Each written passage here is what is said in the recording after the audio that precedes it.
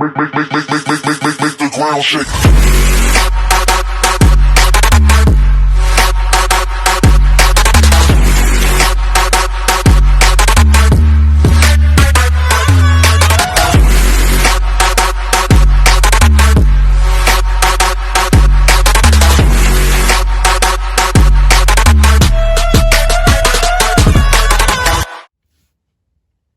Hello, ladies and gentlemen of the Game Hub. I am your host, GamerK, and this is going to be a bonus video before Villain Month starts. And it will be a Villainous guide of Captain Hook's playstyle. I technically did a little version of this when I was doing the basic rules introduction video.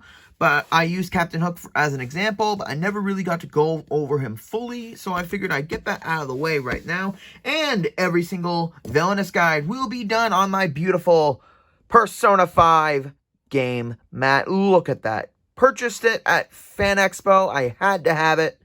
And ooh, it's got everyone there. Makoto, best girl. Made some people mad. So let's get started. And every video, I'm going to start off with looking at the figure of every villain. And like I said in my introduction video, I love that they didn't just do like little plastic tabs and put the character's character image like in a cardboard slot like you do with other board games. This is beautiful craftsmanship. This is beautiful. You got the little translucent plastic with the colors. It just looks so good. You got his feathered hat, you got his handkerchief right there, the collar, and his outfit right there. It's such a beautiful idea to do this, and every villain has their own individual one, so that's one thing I love. So we're just gonna put him right there, bend the camera up, and here is Captain Hook's board, and with the new camera, we can get pretty much all of it, except for the last little bit. There we go, because we don't really need this part for the game. Captain Hook's objective is to defeat Peter Pan at the Jolly Roger. So, I will be going over, I've already gone over the board in the basics guide. So, let's get started with the deck. And in the beginning of the game, as you can see, Captain Hook's got a lock symbol at the Hangman's Tree. That means at the start of the game, lock token will go there. Captain Hook is not allowed to go there. Enemy hero cards are allowed to go there, but Captain Hook is not until he unlocks it. And this is basically how he's going to start winning, because this symbol right here is a move a hero. So let's get started with looking at Captain Hook's villain deck. And here it is in the nice, kind of rich maroon red. And look at this. Look at this design. We got his hat. We've got the skull and crossbones. I don't know why, but when I was a kid, every time I'd see skull and crossbones, especially in Vegas at Treasure Island, I would always call this Campbell Jeans for some reason. Campbell Jeans. That sounds like a brand of mom jeans. And we got the nice filigree work in the middle, the anchor, the daggers, Peter Pan's daggers, I think, and the steering wheel, plus Captain Hook's symbol being the hook. I love that they didn't just have it be like the character's name and all that. Like, they did a little fun design that, oh my god. I'm worried that this is going to give people tattoo ideas for their favorite Disney villain. But let's get in starting with the bottom of the deck. So, a lot of Hook's cards are some allies. He's got a bunch of items as well. So I'm just trying to find copies of certain cards first. So that's the big thing in this game, that a lot of cards will have duplicates in order to progress through the game. Now, let me see. So here are the cutlasses. Hook's got 2 cutlasses in his deck, and each one will give +2 strength to an ally. So it's basically the sword that they take into combat with them. Then, let's see how many of these we can find. I should have done this ahead of time, but learn and let live. So this is a condition. This is an effect card. Give them a scare. And look at that artwork. It looks like it definitely He's conniving about something. We'll get Peter Pan. I'm going to be a goofball during these videos. So this card lets you look at the top 2 cards of your Fate deck and either discard them or put them at the top. This is a really good card if you're trying to look for certain cards or get rid of certain cards in the Fate deck, such as Peter Pan, for example. Let's see. Really should have done this ahead of time, but you know what? It's all in the name of the fun of the game. Now, depending on a character, there will be either... Oh, there's another give them a scare. Now, depending on what character you're playing, what villain you're playing as, certain cards will have copies. Some cards will only have like 1 copy. For example, you get 3 copies of Boarding Party, and this is not the kind of party that I want to join. So Boarding Party can perform a vanquish action, which means defeat a hero. Here, I've just put Captain Hook's board like that. So vanquish actions are basically how you defeat heroes in the game. So they can perform. So let's say a hero is on Skull Rock, but Boarding Party is on Jolly Roger. He can attack one space over from where he is, reducing your need to get him over there. So he's a great character to have in order to defeat a lot of heroes because he can attack from a space away. Now you get 3 copies of him because 1 Boarding Party just isn't enough.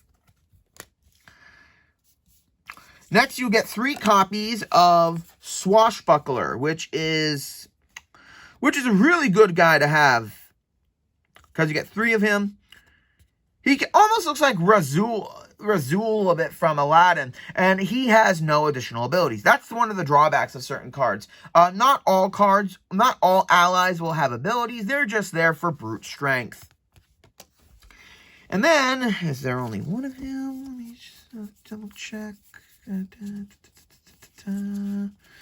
Yeah, we only have 1 copy of Mr. Starkey, who is this gentleman looking very meanly at Mr. Smee. So when Mr. Starkey is played, you can move a hero from his location to an unlocked location that's next to him. So for example, if he's played here, you can move any character at this location to either Mermaid Lagoon or the Jolly Roger. It really helps if Peter Pan is at Skull Rock, so you can get him to the Jolly Roger quicker. So yeah, I will be going over kind of strategies and card effects. I'm not going over big strategies because play the way you want to play. That's the beauty of this game. And have fun with it. Next, we get 2 copies of Pirate Brute. Like, good lord. See?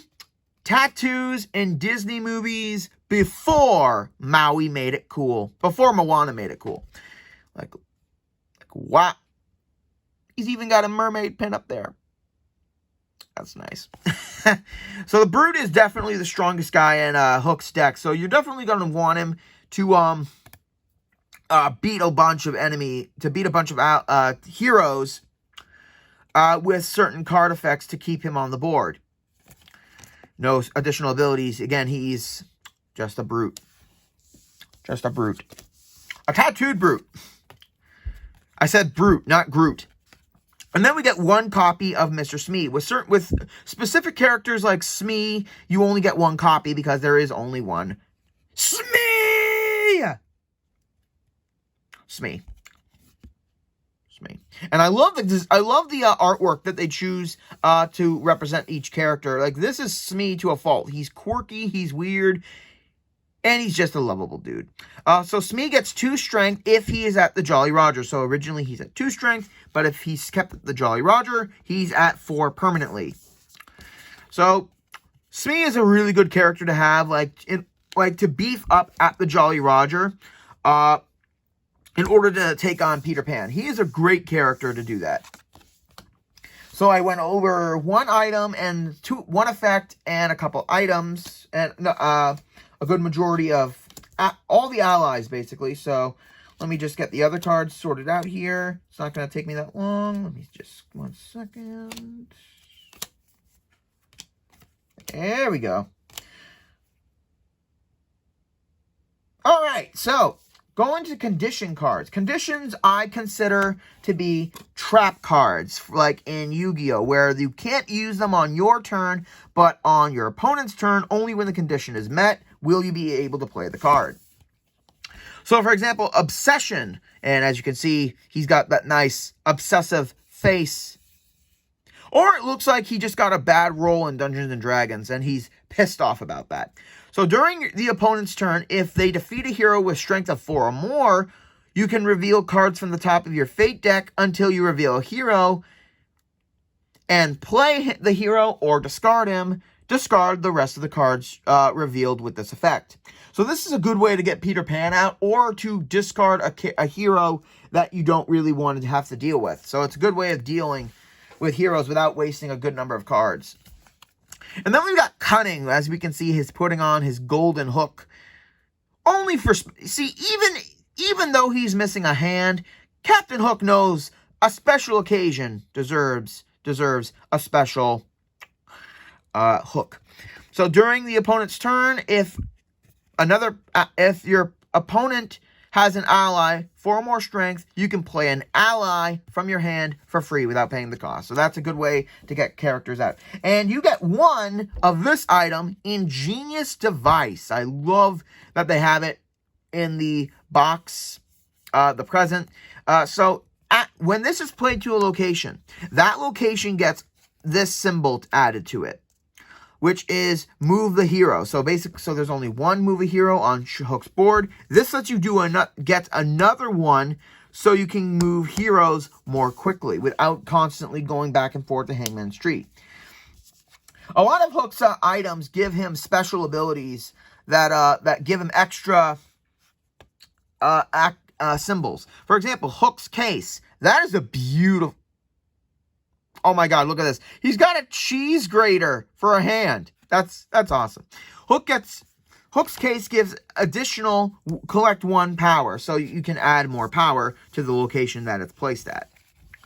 Then we got the Cannon, which adds a vanquish action to a location. I love that they only included 2 of these, 2 Hook's Case, and only 1 Ingenious Device, making them good cards to get, but they give very little of it.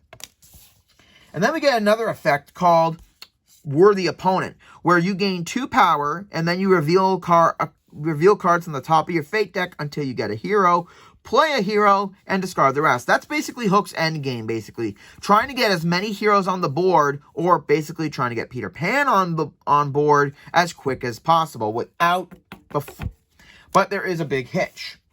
Next, we have 2 copies of Aye, Sir. Move an ally to an adjacent unlocked location. That ally gets 2 strength until the end of the turn. This is a good card to use if you're about to vanquish a character.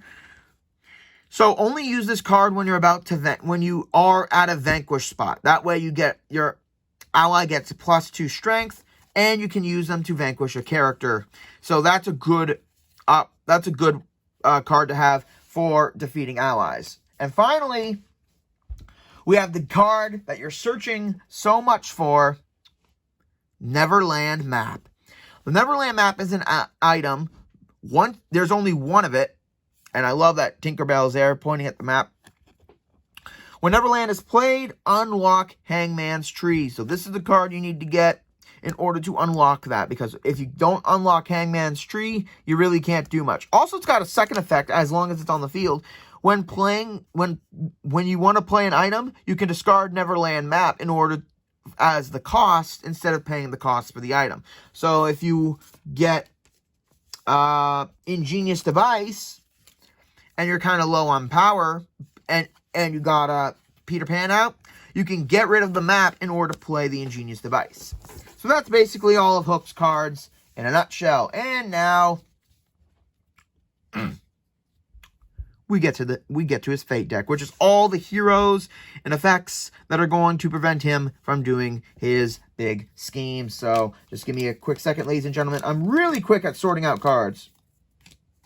Now, like in every deck, there's only 1 of each. Certain characters have only 1 of each.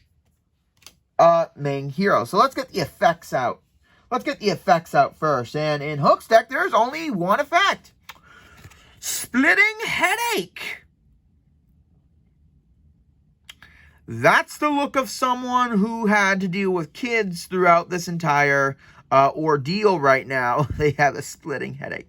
Discard an item from Captain Hook's realm, and you get 2 of those. So this is a good card if you're going to screw over Hook, get rid of all of his items. Now, that's it for the effects. Let's get down to the items. One of them is Taunt, where this is a creepy face. I'm not gonna lie. When Taunt is played, it attaches to a hero. You have to defeat the hero equipped with Taunt before defeating any other heroes. This is a good card to use if you want to stall Peter Pan's defeat a little bit longer. Next, we got Pixie Dust, and you get 3 of those, and that is a beautiful artwork. I'm really surprised they didn't do artwork with the Big Ben at all. I mean, come on. Pixie Dust will give a hero +2 strength, making them even stronger and needing to be defeated with more power. Next, we get the heroes of Hook's world.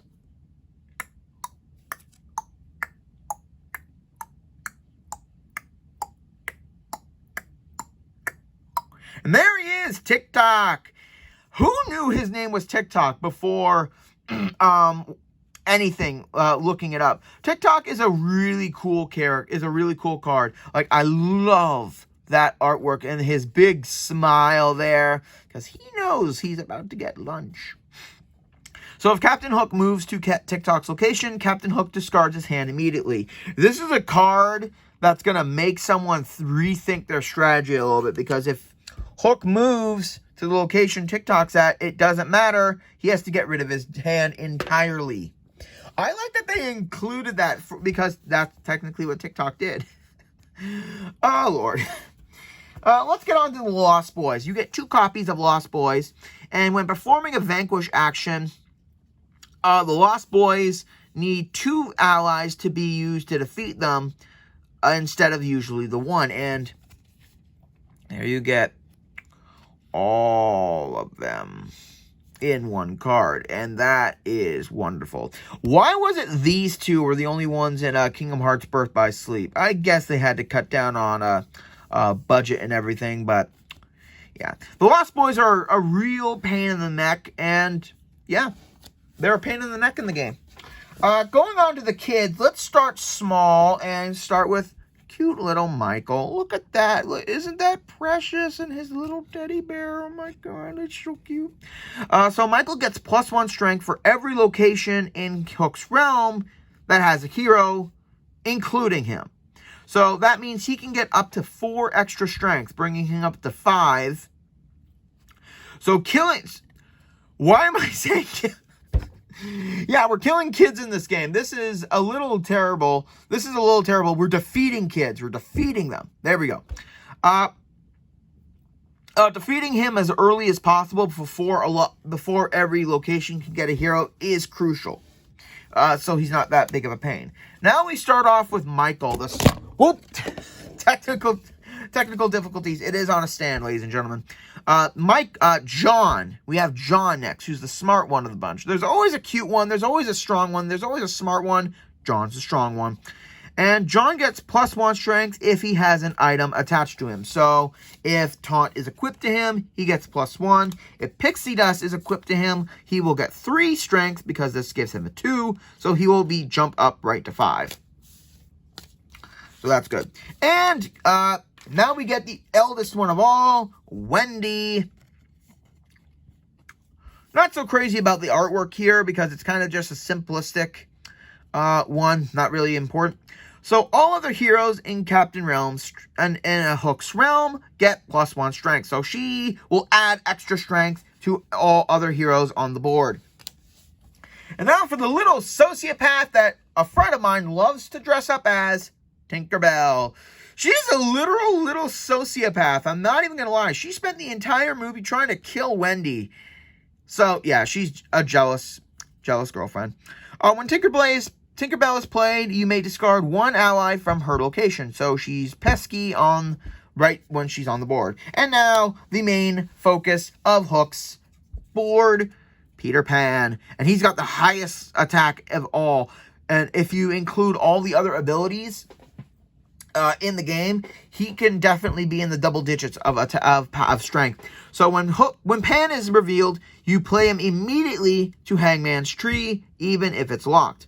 Any other Fate Act cards revealed during this action are discarded. So usually when you get fated, you reveal the top 2 cards of your deck, and your opponent gets to choose what to play. But the minute Pan is played, he goes right to Hangman's Tree, even if it's locked, and you can't do anything to him until you unlock it.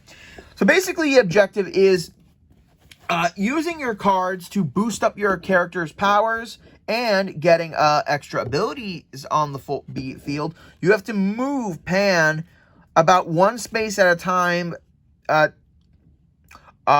if possible, until you get him to the Jolly Roger, and then you have to defeat him with a stronger character. And that's how Captain Hook wins the game. And and honestly, Captain Hook is he's one of the first characters in the first set that worst takes it all set. But as far as easy of difficulty, he's not that difficult to play. He's not that easy to win with. But like I said, just in this game, it doesn't matter what character you play as. There are millions of possibilities to win, lose. There are no possibilities to draw. So that was Captain Hook, ladies and gentlemen. Hope you liked the video. Like, comment, subscribe down below. And this is just the start of Villain Month. The official video comes out next week, where we will be casting curses with the poster girl right there. Yep. We're about to get wicked next week, ladies and gentlemen. This is GamerK logging out.